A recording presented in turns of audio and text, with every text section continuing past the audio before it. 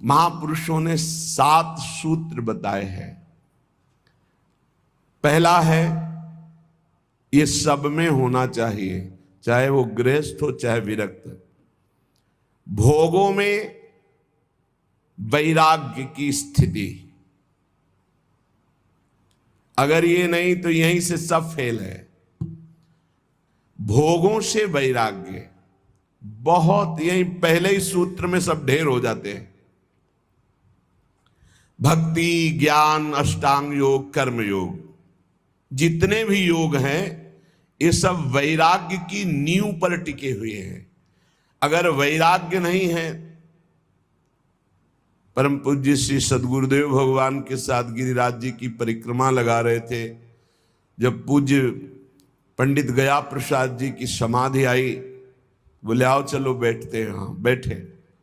बोले जानते हो इनके हृदय में इस कोटि की स्थिति कैसे आई? जो 43-45 वर्ष की अवस्था में वैराग्य धारण कर रहे हैं और इस कोटि के महात्मा की सचल गिरिराज जी कहे गए, ऐसा जानते हो क्यों हुआ? कम समय में बहुत ऊंचाई प्राप्त की। बोले वैराग्य। गुरुदेव भगवान कहते वैराग्य।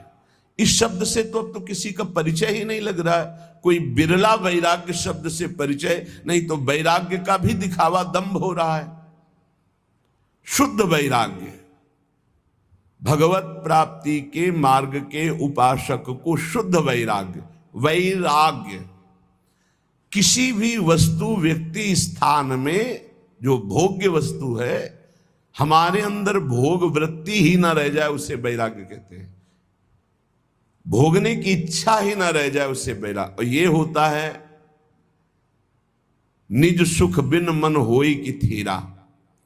जब निज सुख का अनुभव होने लगता है तो वैराग्य बड़ा दृढ़ होने लगता है। रसबल छूटे जो विषय तबही तो सुख होए। जब नाम का रस मिलने लगता है, प्रभु का आनंद मिलने लगता है, तो मन स्थिर होने लगता है। भोगों से राग रहित वृत्ति हो जाती है। घृणा लगने लगती उन भोगों से, जैसे वमन देख करके किसी की भी रुचि खाने की नहीं होगी। ऐसे उस वैराग्यवान की दृष्टि भगवान की समस्त माया भोगों से होती। रमा विलास राम अनुरागी, तजत बमन जिन बड़भागी। जो बड़भागी जन है वो बमन के समान भगवान की इस माया के विलास का त्याग कर देते। रमा विलास राम अनुरागी, तजत बमन जिम जन बड़भागी। वो जन, भगवत जन, बड़भागी जन हरि की माया के भोगों को ऐसे त्याग देते हैं जैसे वमन। और एक महामहिम बात कहेगी कि त्याग का उनको अभिमान नहीं होता, जैसे विष्ठा त्याग का किसी को अभिमान नहीं होता। मलवत त्याग, त्याग भी तो कैसा? मलवत। जैसे कोई मल त्यागने के बाद कभी गर्व नहीं करता कि मैंने तो 500 ग्राम मल त्यागा, ऐसे ही समस्त मायाकृत भोगों का मलवत त्याग, कि उस त्याग का अभिमान नहीं। त्याग तो किया, पर त्याग के अभिमान का त्याग नहीं किया तो फिर लाभ नहीं मिलेगा। त्याग तो किया घर का, लेकिन घर के राग का त्याग नहीं किया। अभी त्याग का अभिमान बकाया है।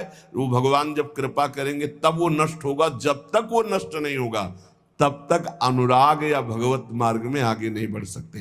तो वैराग्य, भोगों के प्रति स्वाभाविक आकर्षण रहता है। मना कष्टान इंद्रियाणि प्रकृति स्थान कर सती। बार बार इस विषय को समझो, यही मूल विषय।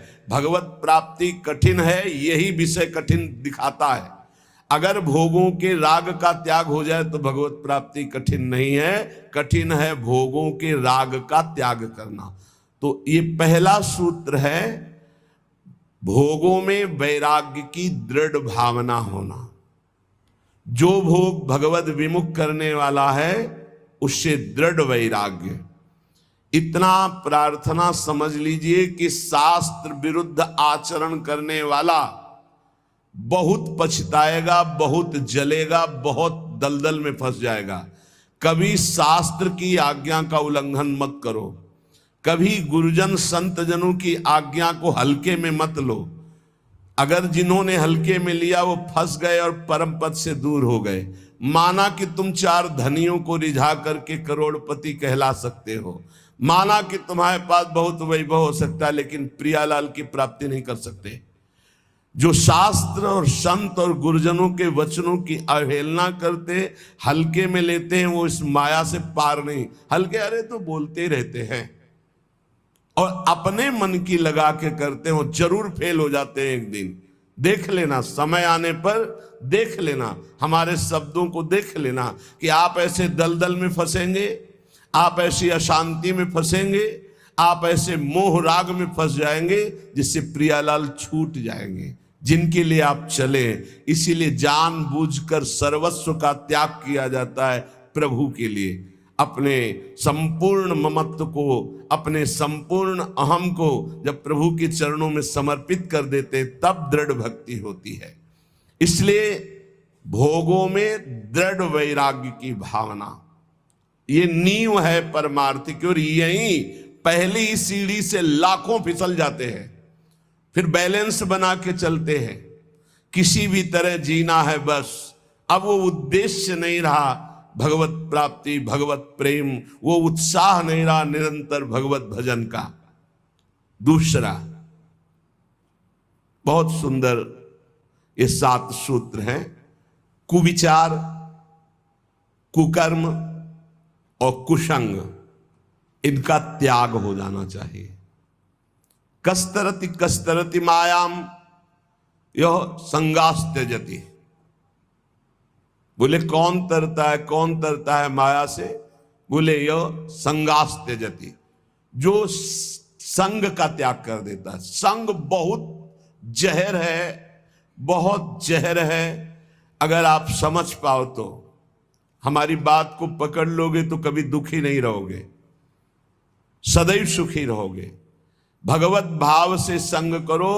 अन्य कोई भी भाव अगर संग में आ गया तो रोना पड़ेगा, दुखी होना पड़ेगा, पछताना पड़ेगा, हाथ मींजना पड़ेगा। विश्वास कीजिए, तुम भगवान के हो इसलिए तुम्हें फंसा तो कोई सकता नहीं, पर तुम्हें रोना पड़ेगा, तुम्हें तड़पना पड़ेगा, तुम्हें पछताना पड़ेगा। संगास त्यजति यो महानुभाव सेवते, जो भगवत विमुख का संग त्याग कर देता है, भगवत सन्मुख कराने वाले महापुरुषों का सेवन करता है। माया से मुक्त होने के लिए 2 बातें बहुत अनिवार्य है। यो महानुभाव सेवते, महापुरुषों का संग करता रहे, और यह संगास त्यजति, अन्य सब संगों का त्याग करता रहे। कुविचार, कुविचार कब हमारे अंदर आते हैं, अधिकार कब करते हैं?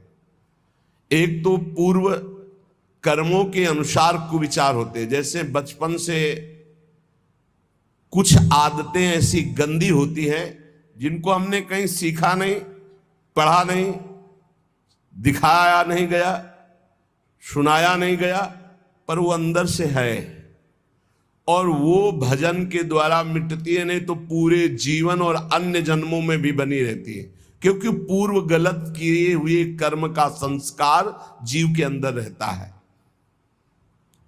दूसरा, इस जन्म का कुविचार होता है। पूर्व जन्म का कुविचार जब तक हम उसका क्रियात्मक रूप नहीं लेंगे तब तक उसमें दम नहीं है। पूर्व जन्म के द्वारा कुविचार ये होता है कि पूर्व जन्म के किए हुए कर्म का कुविचार जो होता है, हम इस समय बिल्कुल सही ढंग से चल रहे हैं, लेकिन हमारे अंदर वो आकर्षण हो रहा है, वो खान पान का, वो भोग का, वो नाना प्रकार की दुर्विचारों का, क्योंकि वो संस्कार हैं, उन्हीं को भजन के द्वारा नष्ट